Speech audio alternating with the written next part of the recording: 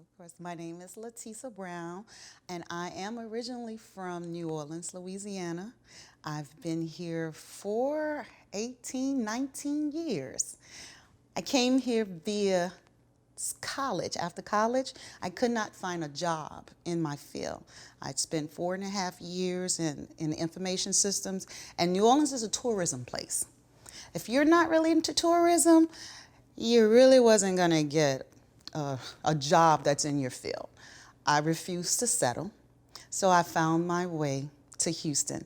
Houston had a bigger technology market than New Orleans did. I came here on a temporary job, got hired over the phone. The next day, I was working. 30 days later, I got a full-time job, which took me 9 months out of college in New Orleans. So Houston became my home 18 years ago, and I've never thought about going back home to New Orleans at all. Talk to me about back home in New Orleans. What was your upbringing like, your education? Okay. What was all of that like?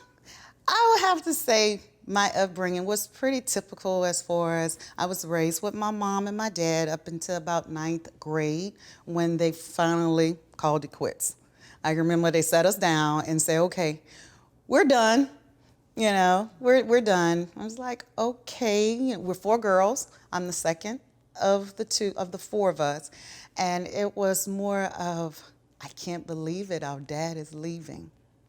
So that was a really stressful time to see the dynamics of our family change, because our dad, if I had to say, he spent a lot of time with us. He took us to the parks. He took us to the lake every Sunday. We had a picnic, him and his 4 girls. That was something I remember. It's like, okay, is that going to stop? Because dad's no longer in the house.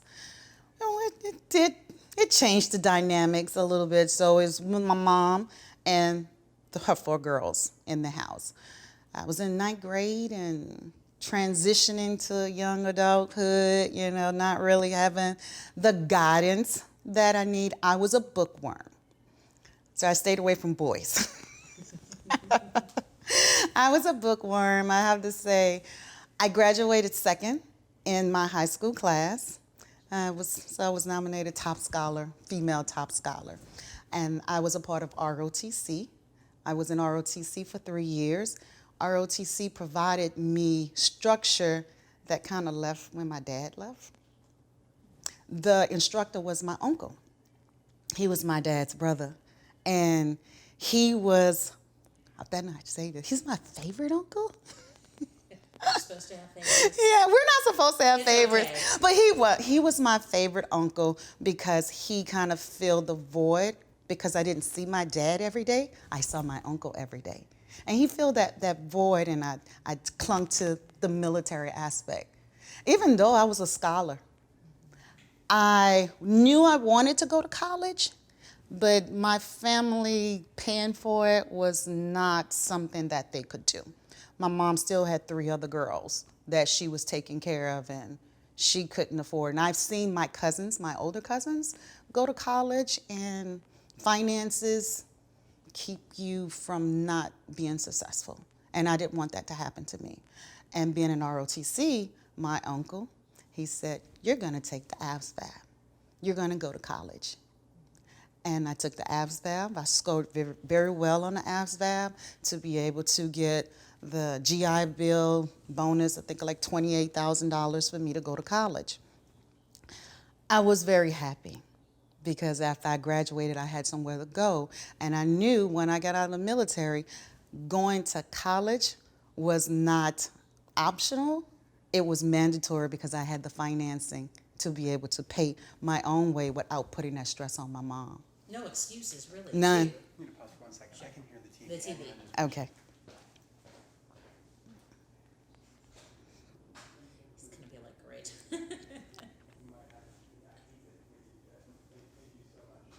Thank you. He's fine, whatever he needs to do. It wasn't that loud, but this picks up everything, so. Okay. We're still rolling.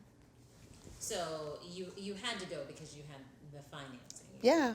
Well, I wanted something different. I knew how to do what I was already doing. I mean, I grew up in a low-income family.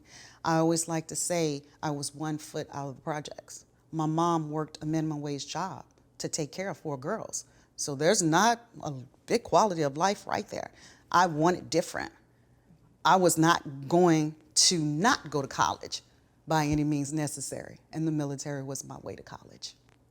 Talk to us about, because people who aren't familiar with the military, you know, they've heard you talk about the ROTC, they've heard you talk about the programs for military personnel. Kind of talk to us what your military experience was. Okay, I went straight after high school.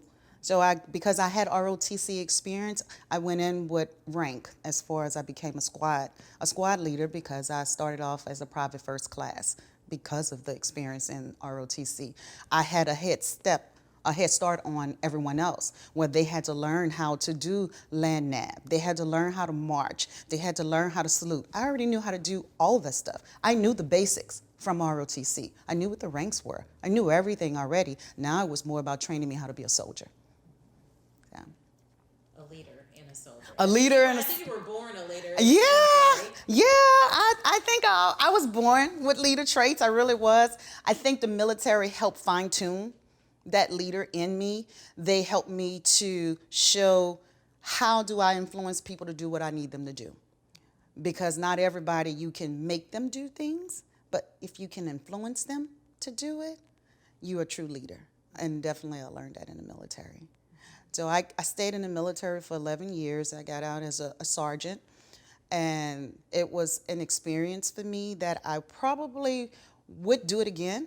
I would never say I wouldn't go to the military. I learned so much in the military. If I would have went to college first, I definitely would have been successful, but I wouldn't have had that foundation that the military provided, that structure. So after 11 years in the military, is that when you started your education, or had you started? In the middle. Right. In the middle.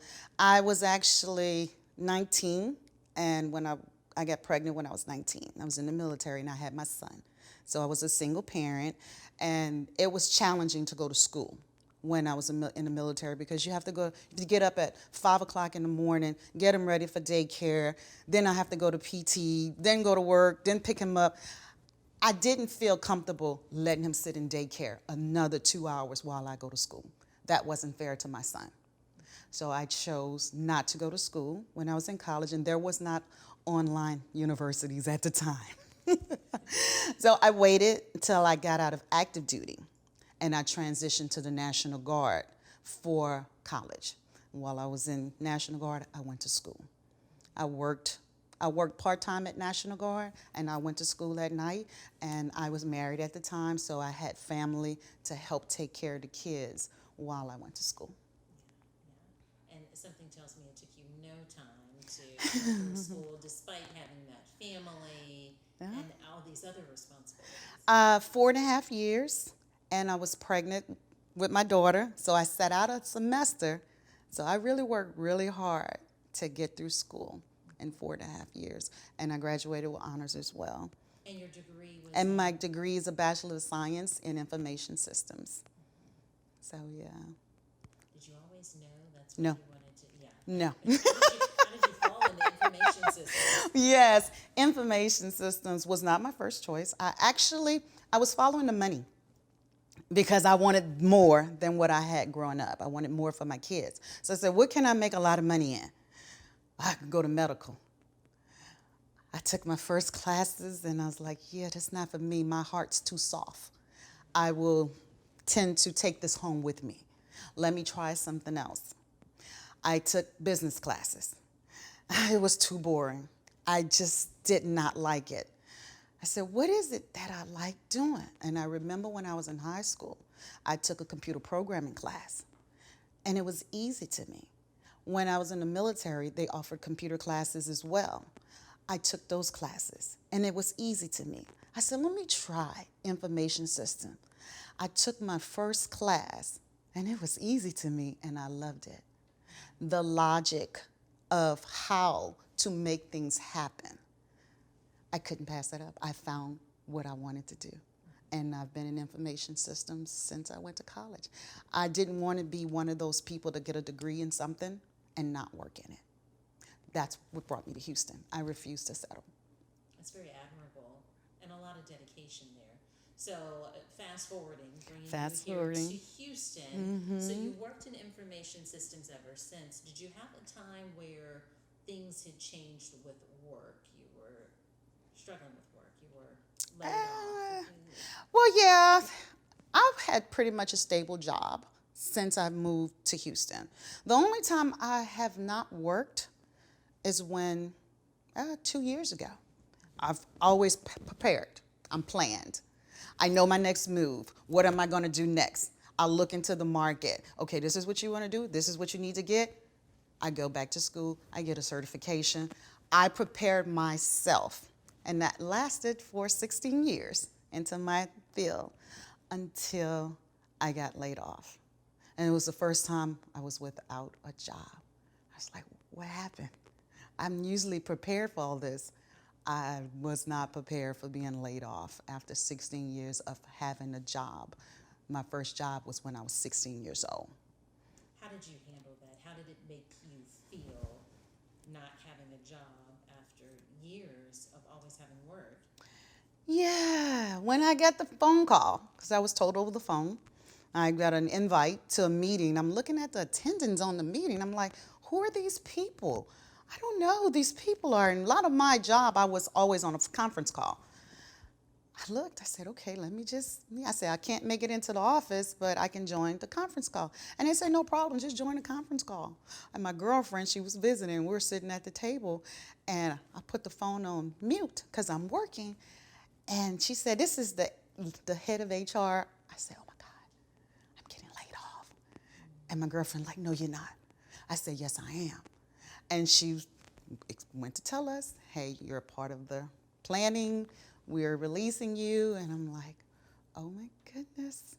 So I was a little shocked that it was happening. I thought I had made the cut because we had had like several iterations of layoffs. And I was under the impression that was the last one and they were not doing any more. And I think the hardest part is because I had a daughter that was in college and I was paying her tuition. And I'm a single mom and I have bills to pay. Who's going to help me pay my bills? How am I going to pay her tuition? Because I didn't want her to have student loans, so I was paying for it out of my pocket. So yeah, it was very challenging. And how long were you without work for?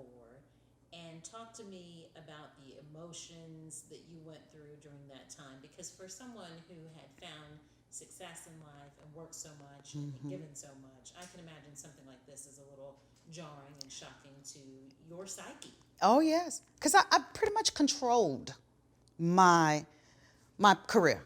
I controlled everything about it. I took my own stuff into my own hands. I didn't really allow it, just throw it up in the air and see where it fell. No, that just wasn't me. So this was the first time I felt helpless. I could not control the situation. And I remember my daughter was home from college on her spring break, and I went in the room and I just told her, I said, I just lost my job. I was fine when they told me, but when I told her, I immediately shed tears because she was like, Mama, what are we gonna do? And now I'm feeling her loss because she's thinking we're going to maybe move back to New Orleans. I don't know what she's thinking, but I'm like, it's okay. It's okay. Because I was a single parent, I've always prepared for the moment. So financially, I was okay to last for 6 months, financially. But emotionally, it was different. Emotionally, it was different. How so? I will have to say it was different because it caught me off guard. I was used to getting up, going to work every day. I always had something to do, whether I was at working from home or going into the office. My day was planned. Now, I don't have to get up.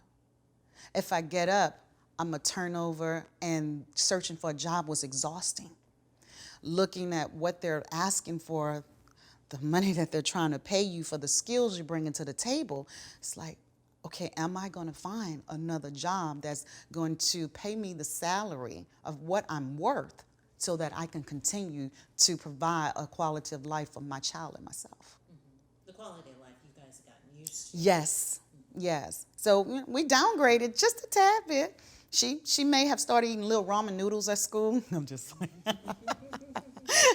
You may have started eating ramen. yes. She's probably still eating good. Yes, she That's was parents because do. of her package at school. So she was fine.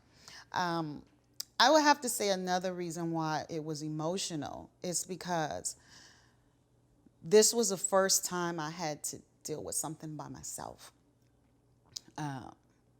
I went somewhere that I've never been before emotionally. If I bring it back about 5 years before that, my son, who would be 26 today, he was murdered. And one of the things that I did, I clung to my daughter. That's how I was filling the void. I clung to my job, helping to fill the void. And I clung to my relationship, helping to fill the void. One by one, they all suddenly went away. When my daughter went off to college, okay, so I clung more to the relationship and to the job. Then all of a sudden, my relationship ended very abruptly. Spent more time at work.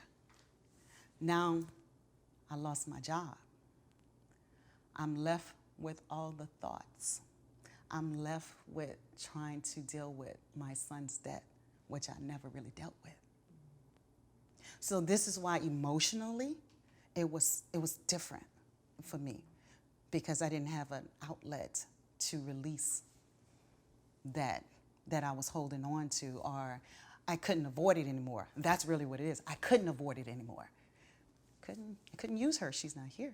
I couldn't use him. He's gone, and now my job's gone. Talk to me about your child, that you lost your son, that you lost. Tell us about him and the circumstances there. So my son, he was born in Georgia when I was in the military. And when we moved back home, well, when I was in the military, I got deployed. And my son went to my mom. She was my care provider. He was there with her for the 6 months while I was deployed. And then it was time for me to come home, and I went to get him. And he was like, no, no, no. I like being with grandmother.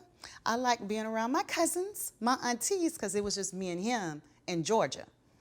And I'm like, but you're my child. You're coming back to Georgia with me. So when I came home 6 months later, I took him back to Georgia with me, and he just was not the same child. He was not. He withdrew. He didn't really speak to anyone else. And I had a 2-week break.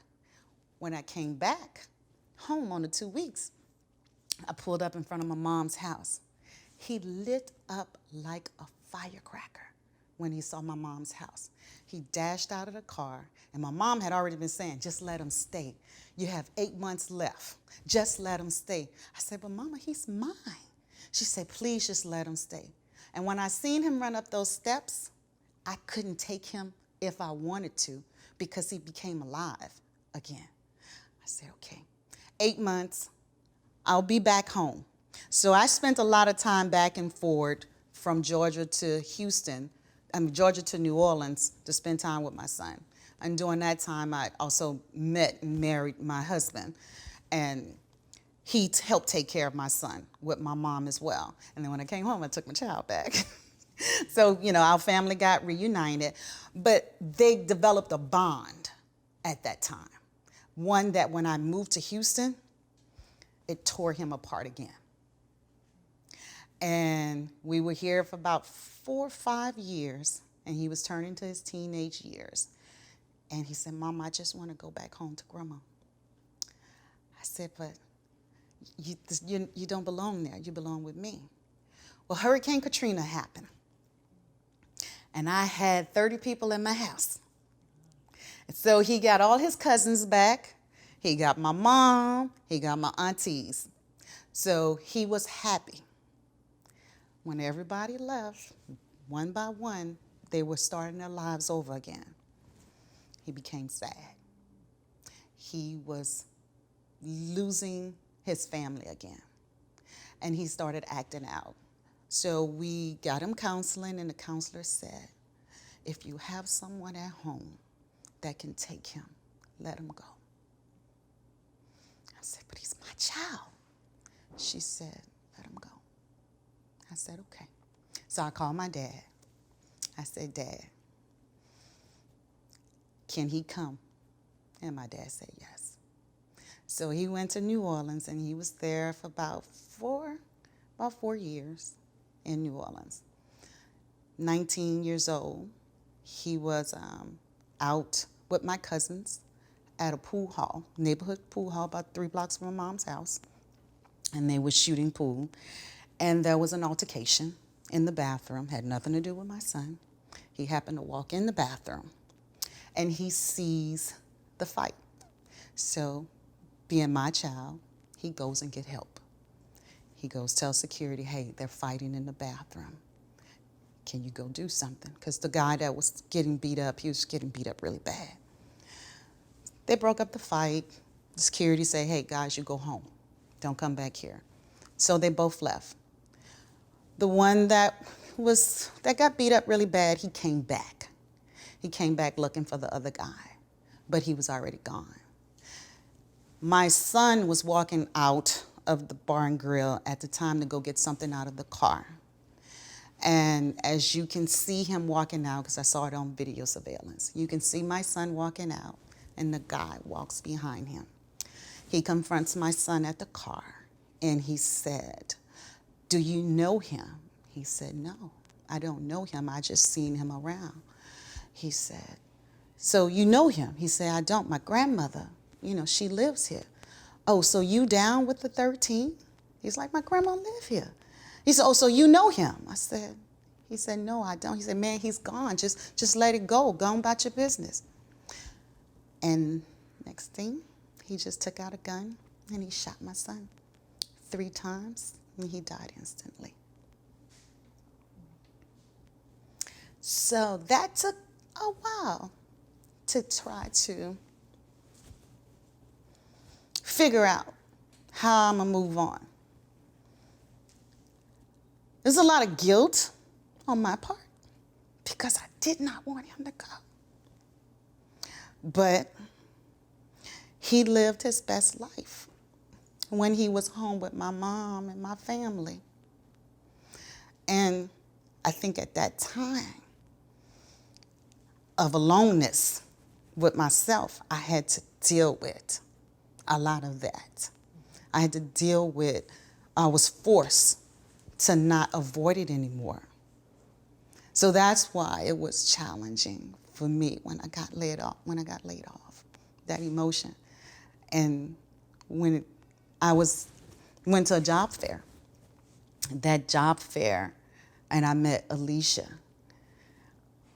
She said, just come to Dress for Success. I was like, I have a suit. I've been in corporate America 16 years. I really don't need any clothes, Alicia. And she said, Latisa, just come. Just come. Just come see what we're about. I said, okay. And I came, and sure enough, I did. I got the suit. But what I got else was a support group. The women just welcomed me. And at that time, I needed somebody. And they were my gift. They provided me an outlet to help to deal with some of the pain that I unearthed by being by myself. They were an organization that allowed me to grow and to also give back. It was the first organization. I volunteer a lot. That's another outlet for me. And it was the first organization that I volunteer at that I also can be a recipient. That's why I really love Dress for Success. I know you volunteered with Speak for Success, Yes. right? Yes. The program that I come in and Yes. do. So I think that's one of the most rewarding things for anyone who's involved as a client. Mm-hmm. And the client can then, in turn, give back. So So Yes. I think for you, what I'm hearing is that more so than job direction or a suit, you needed a support network. Yes. Yes. And I have friends, granted. I have a big network of friends. But to be around people who don't know my story and I don't make them feel uncomfortable sharing what I'm feeling, to be around and be anonymous, it's a difference. It's a difference because when I share my story, sometimes I make people uncomfortable because they don't know how to react. So I choose to keep my story to myself, and be around the group of people who were there genuinely to help me, and not because they felt sorry for me, but because they really just wanted to help me. Yeah. Lots of good energy there. Yes. That's for sure. You know that as soon as you walk through As the soon building. as you walk through the door, you do not have to know anyone walking into the building, but you will know at least 3 people by the time you walk out, by name. Yes. What have you gained in your experience going there? Because you said it, you had suits and Yeah. everything. How did you? So you went to the job fair. Alicia said, "Just come." Mm-hmm. Now, did she say because you were a veteran, or Yes. you just said, "Oh, I've been laid off after working this many years in the Well, industry"? well, basically, we had a conversation, at the Dress for Success booth, and I told her I was laid off, and the veteran is what connected us because she's the veteran outreach, and it was at a veterans job fair. So that was it. And she said, "Latisa, just come. Just come." I said, "Okay, Alicia, just for you." And this is my first time meeting Alicia, but she was that inspiring to get me to want to come to Dress for Success. And when I went there, like I say, walking into the door, I felt welcomed from the first step into it. I'm not that one that's fashion friendly, as I like to say. My daughter helps me get coordinated with different colors. My significant other, he helps me. So when I walk into Dress for Success, and I have my own personal shopper, I'm like, thank you, because I don't know what I'm gonna do without them too to help me to find a nice suit that complements me, the colors, my figure. And they were just so helpful. They enjoyed shopping for me and fitting me with something that I was comfortable with. So yeah, I really like that In your experience. defense, you wore a uniform for years. I know. So, I understand if it takes Yes. a little bit longer. To put Yes, together just a little wardrobe. bit longer to put that wardrobe together. So Good. yeah. So, you went to Dress for Success 2 years ago? Is that right? Yes, 2 years ago, I was at Dress for Success, and I generally go at least once a month. In the first year, I was there every meeting. Every meeting I was there because they told you once you get a job, you can come back and we'll suit you, and then we'll invite you to our professional women's group.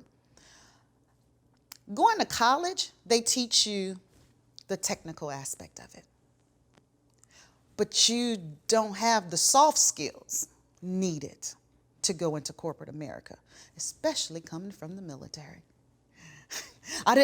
I missed those soft skills. I did not have those. And it took a lot of trial and error over the years, missed promotions, because I lacked the relationship skills. I lacked the ability to speak publicly. I lacked a lot of those soft skills that would have made me more marketable. And when I went to Dress for Success in their professionals women's group, I see the agenda. And I'm like, wow, okay, I'm gonna go. Okay, I'm gonna go. So I was there religiously because now I'm fueling myself up with knowledge. Some of it was refresher because I had been working and I learned a lot of lessons over the years, but there were also new content. I've learned something new in every class. Whether it's one thing, it's always something new. Whether I hear one thing different. The last time when I volunteered at your event, you said something, and I'm a Toastmaster. I'm a Toastmaster. I love Toastmaster, and that was one of my ways of improving my soft skills was to become a better speaker. You said something. You said, instead of saying tell, say share. And I use that religiously. Every time I learn something new. I love it. Yeah, yeah, I yeah, love it. yeah. And you're exactly the reason why I do it, because you know what, I always feel like no matter where we are in life, we all can learn. There's Yes. always something out there for us to learn, something that's new, something that's fresh. So, Mm-hmm. and you never know who it's going to come from or where it's going to come from. So, tell me about your trajectory after you went to Dress for Success in finding another job again, right? Getting back Yes. to your career. Getting back 'Cause, to you know, my a career. job is one thing, but Yes, a career a is career is different. something different because I refuse to take jobs. I don't take jobs. I work too hard for my career in order to just accept a job to pay the bills. So, like I said, I wasn't pressed financially to take any job. So, in the meantime, till I find the job that I was looking for, I just kept providing, getting those additional skills through Dress for Success, polishing myself with the professional women's group. Eventually, I landed an interview. All it took was one interview because all the skills that I had been putting myself through, she hired me basically over the phone. She did. Amazing. And when I walked into the interview, we clicked instantly. One interview, one job. That's it. And I was working within 2 months of being with Dress for Success. Do you attribute that landing that job with one interview over the phone, do you attribute that to Dress for Success? In part, obviously, your I think, skills and yes. what you offer. You know, what Dress for Success did in that little short time is constantly encouraged me. You know, it did. To have someone to tell you, you can do this, you can do that. I'm self-motivated a lot, but even I need encouragement. I do. And that was Dress for Success for me. They continue to provide those skills that you can't help but to empower yourself to want to do more, to know that you deserve more. Yeah, you can. Yeah. So, are you working at the same I am company? still working at the same company. Thank you. I am. This is my third job in the same company. They have rotated me around. The skills that I have are valuable, and I'm a valuable employee. And instead of releasing me when my role got eliminated, they put me in another role, a better role. So I'm happy. I think Dress for Success, when it comes to that, those skills that I have been polishing over the 2 years, I had a place to practice in that. I use everything that I'm taught at Dress for Success. Why do you still go? Do you know what I mean? Like, you're in a good place. You've found professional success. Yes. Seems like personally you're doing great. Why do you still go? What's the motivation to still go? You know, my daughter asked me the same thing. She called me up. She was living in Dallas, and she's like, where are you? I said, I'm on my way to Dress for Success. She said, why do you still go to Dress for Success? You have a job. You okay, Mom? I said, Dress for Success is more than just me having a job. This is a place that I continue to grow myself. These soft skills are not taught everywhere. They're just not. And to be in an environment that you are able to learn, genuinely learn, without someone expecting something in return, that's hard to find. And as I say, I'm constantly learning something. And when I'm not in the learning mode, I'm in the giving mode. I volunteer just as much as I receive. So that's one of the reasons why I love going to Dress for Success, because I do have talents to share, because I have been in corporate America. I can relate to the women that's coming there. I have been that single mother. I have been that woman that you lost your job. You're transitioning from a divorce. We have women that you can connect with there. Any type of woman you want, she's there. She's there. And I relate to a lot of them. And I think it's my relatability that when I am volunteering, I have so many women come to me and just like, Latisa, thank you for giving back. Because I can relate to their story. Yeah. It made me feel good to see you as one of the speaking mentors at the program, because because it shows women coming full circle, right? And I think sometimes the best volunteer is a lady who's experienced it, right? Because another woman who's at a difficult place in her professional life or her personal life can look and say, well, there's someone Yes. who obviously has been through something similar. And Yes. that's the most powerful volunteer, I think. It is. It is. It's so rewarding to go to Dress for Success. I get up and I get dressed like I'm going to work. Suit on, everything polished, fresh, walk in the door, you think I'm getting paid to be there. That's how much time I spend at Dress for Success, and I love every bit of it. You leave there feeling good. Oh, yes. I used to feel selfish in going. You know, I used to, before I had I would go every single week and I would dress clients as if it was my full-time job. And people would be like, gosh, you really spend a lot of time there. And I'd be like, I love it. I love it. I like the way I feel when I leave. I like seeing women feel Yes. good about themselves and confident and look good. And it's just really something that's almost intangible what they offer there. It is. for women. It's a feeling that you can't get doing anything else. It's like a euphoric high for me. It is. I just get this self-worth about myself. You know, it's like you have so many talents. I'm a firm believer it starts at the top. So we're going to do just a little video separate from all of this. Okay. Talking about Nancy. Oh, I love Because Nancy. 20 years of suiting up women for success was really her vision. And I just want to get your thoughts on her and just being around her for these past 2 years. What type of woman she is. I love Nancy. Anytime she calls me, she doesn't even have to tell me what it is. I say yes before the words come out. She is amazing. The mere fact that she comes out and she talks to the clients there. She's not just one of these directors, presidents that's sitting at the top and don't intermingle with the clients. Every time she sees me, she gives me a hug. She gave me a hug when she didn't even know who I was, or before I opened up my mouth and spoke about Dress for Success. That's just the type of person that she is. So, no, I love Nancy. Lots of love there. Yeah. There's no shortage. Yeah. Nancy, oh, wonderful. Yeah. I think that's it, gang, unless you guys have anything you think we need to expand on.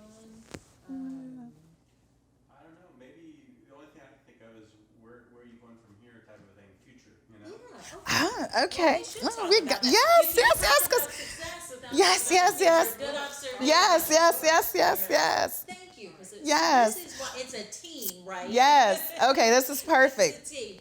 Okay, so life is good. Yes, life is great. It can always be greater. Where are you headed next? Talking about Dress for Success.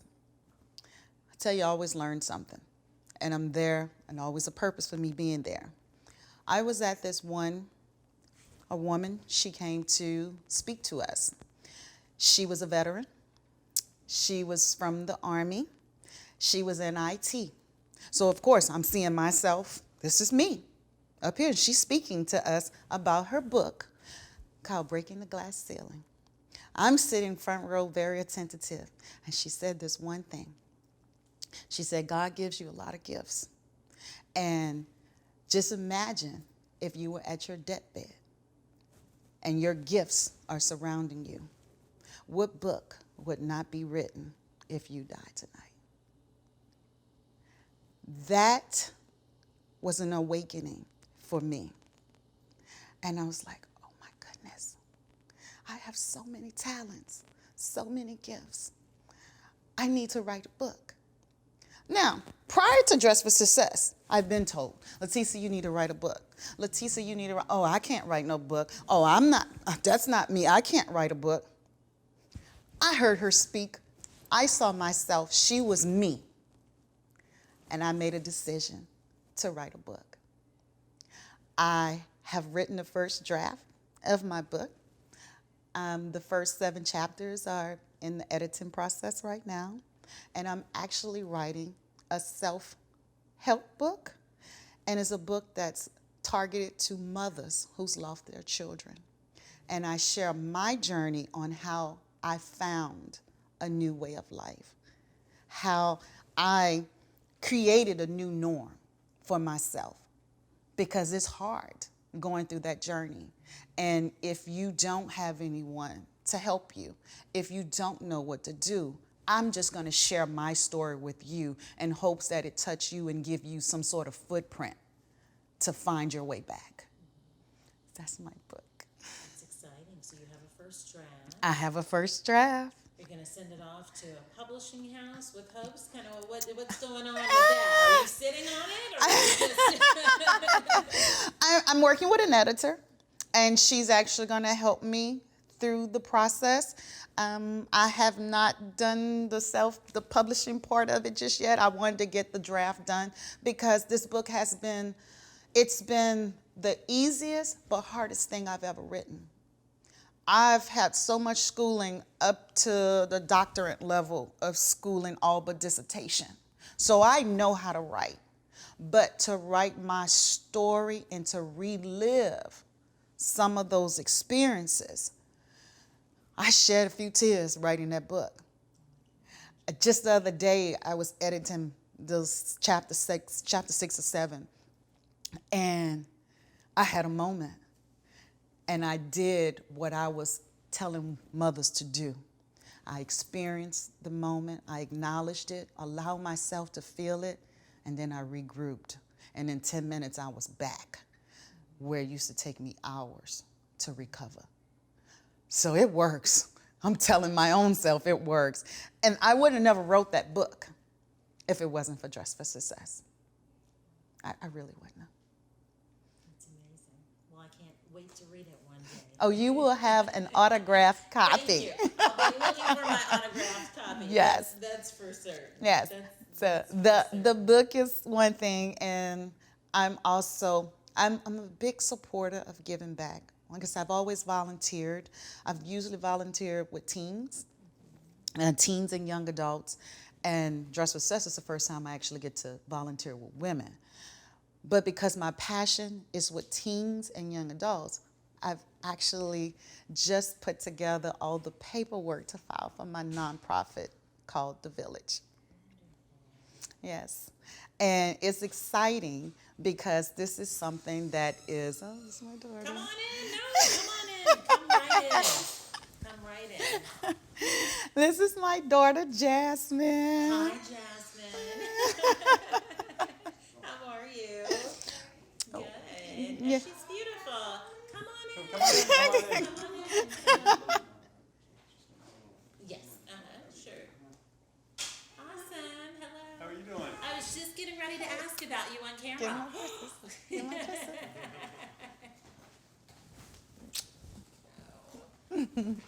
Beautiful. Now, that's my mini-me. That's your mini. That's my. So I was going to ask you to tell us about your daughter. That is my mini-me. She is Latisa 2.0.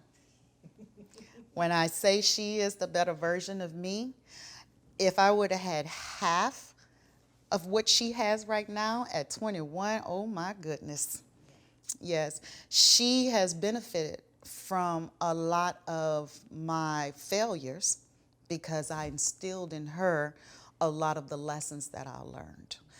Even a lot of the things that I learned from Dress from Success, I come and tell her. Yes, I come and tell her everything that I do. So she knows my journey, my phone call. Are you at Dress for Success? Yes. Okay, call me when you're done. She knows my Saturday schedule. Oh, that's great. Yeah. That's wonderful. So what does she do? Has she gone to college? Did she ever have any military aspirations? No, She had no military aspirations whatsoever, and that wasn't her journey. You know, I did all the hard work so that she can do what she loves to do. She went to college at University of North Texas, and college wasn't what she really wanted to do. And she felt kind of bad about it because she was like, I have to go to college because you went to college. I said, no, you are fortunate. You can do what you want to do. And I said, what is it that you want to do? She said, well, I just want to make women feel beautiful. I said, this is your last semester in school. Come home, enroll into a program. She enrolled in Aveda Institute, and she's a licensed esthetician, and she's doing what she loves to do, making women feel beautiful. I love that. Yes. That even comes full circle, really. Yes. Because, I mean, Dress for Success is Yes. really about making Making women women feel feel good, good inside. confident, right? Exactly. When you look good, you feel good. It Yes. sounds so basic. It But really it's does, really but it is so true. It makes such a big difference. Yeah. So that's awesome. You're mini me. She is my mini-me. I love it. I love it. She said, just don't make her speak. She's Which, good. by the way, she is an awesome speaker. Right. She really is. I'm still working on building that confidence in speaking. Yeah. Well, Yeah. sometimes that takes time, right? Yeah, What do I because always say? That does not come natural. Yeah. It's not, I don't think it's easy for anyone. You know, Lord blessed me with the skill to, you know, from age 5 to get in my parents' entryway and put on a show, that type of thing. But it's a thing that some of us have to work on, and that's okay. And what I love about it is something you can work on. Yes. And improve. Yes, it's an ability that you can gain. Right. Yeah, it's a skill you can gain. Exactly. Some of us are born natural. You are. No, this is work. This is work. Oh no, this is work. I've worked on Very this. easy to talk to you Oh. and enjoyable to always be in your company. It really Thank is. you. I think when we were talking about women to profile, women who exude success and whose journeys have been different than what people might think of a woman who comes to Dress for Success, Right. you instantly came to mind. Instantly. I mean, there was no denying it. I think a lot